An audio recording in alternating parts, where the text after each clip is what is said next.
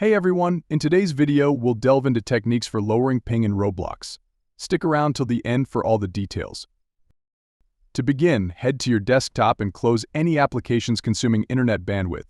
Use Task Manager to identify and close such apps. Consider pausing or closing antivirus software, as it can sometimes interfere with network performance.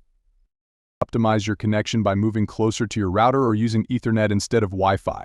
Powerline network adapters can also enhance signal strength.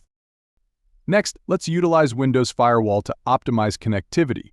Search for Windows Defender Firewall and navigate to its settings. Access the advanced settings and select inbound rules. Create a new rule and ensure you have the necessary ports open for Roblox. Search for the specific ports on Roblox's support page, then create corresponding outbound rules as well. Ensure both inbound and outbound rules are properly configured in Windows Firewall.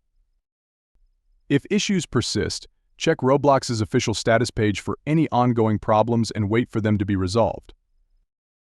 By following these steps, you can effectively lower ping in Roblox and enjoy smoother gameplay. If you found this guide helpful, don't forget to subscribe and give the video a thumbs up.